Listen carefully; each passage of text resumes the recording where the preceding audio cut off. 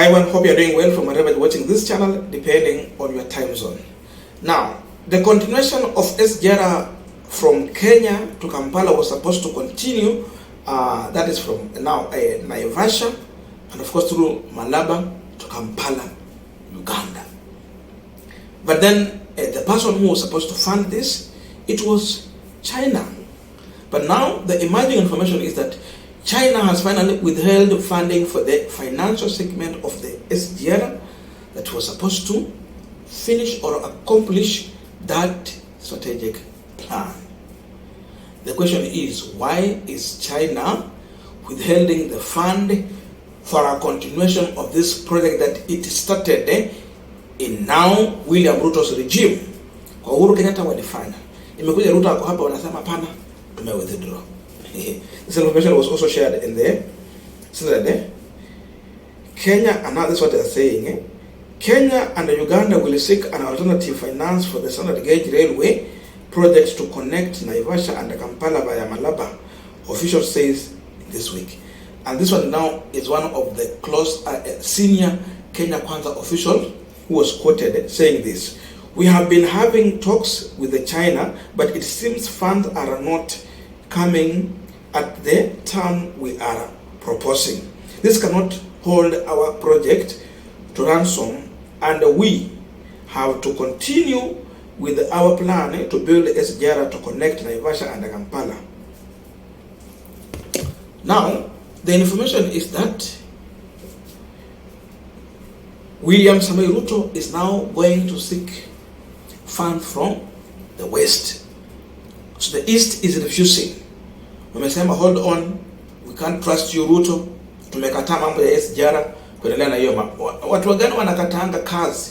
Who will refuse a contract when a contract comes with money?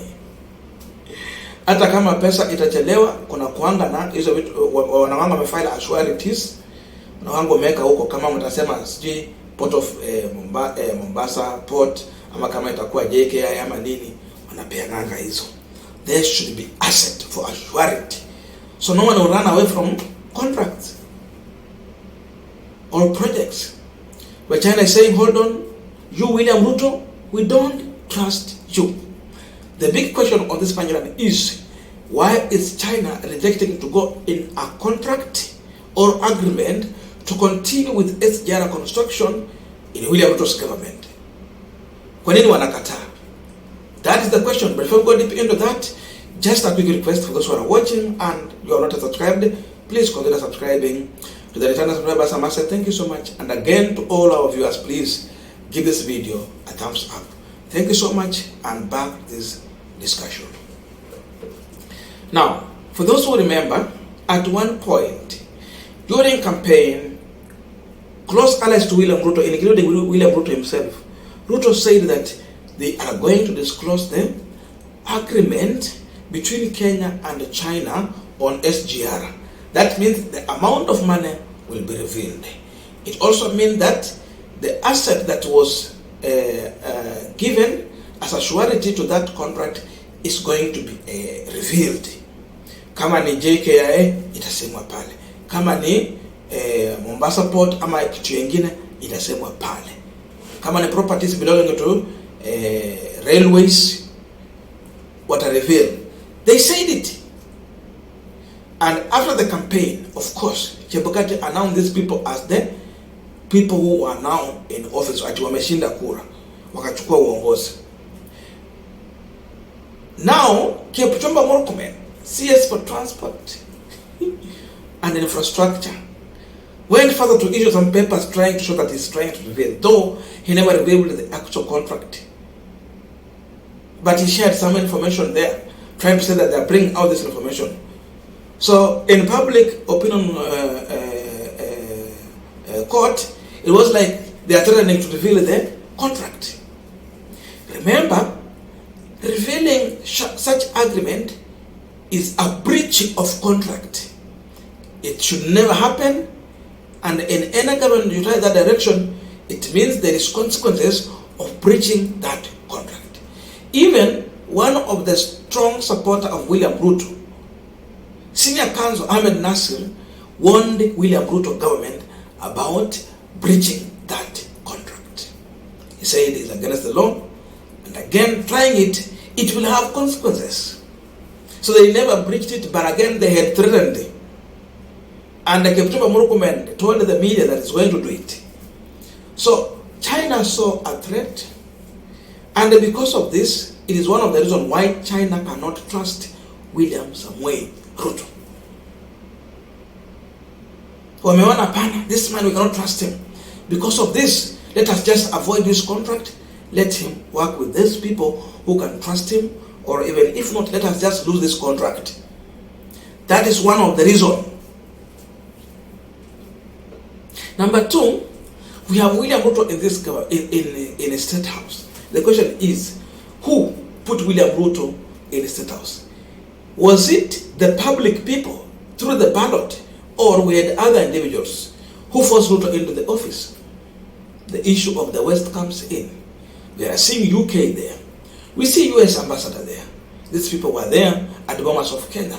We know the critical role they played at Bomas of Kenya, making sure that everything is working in the interest of their wish to have William Ruto in the State House. That means William Ruto will be a puppet of the West. Because of that, China is sending a danger.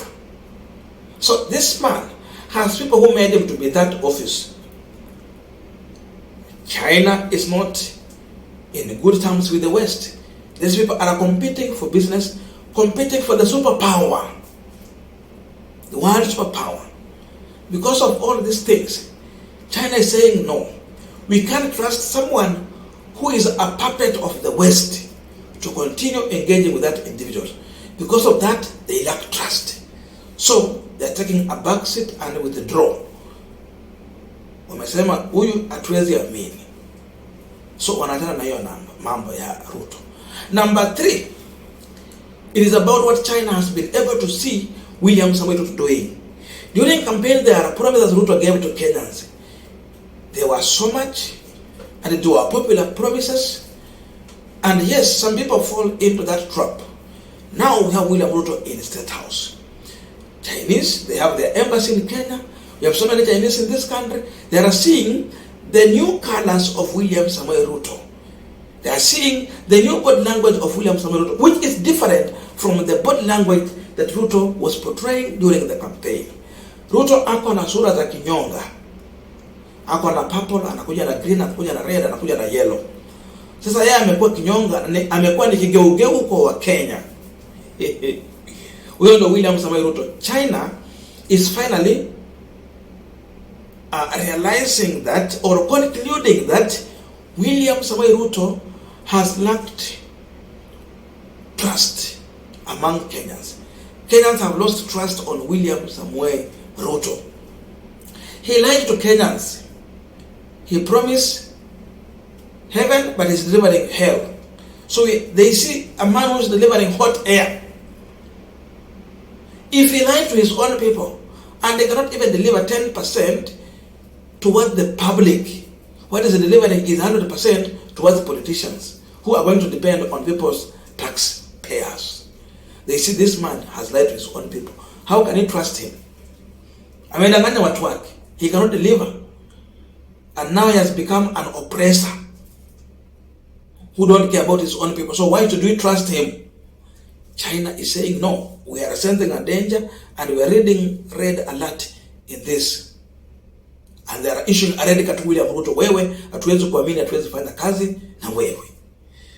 Another issue about all that also is that China is seeing, which is our last point, William Samoei Ruto is finally being rejected by Kenyans.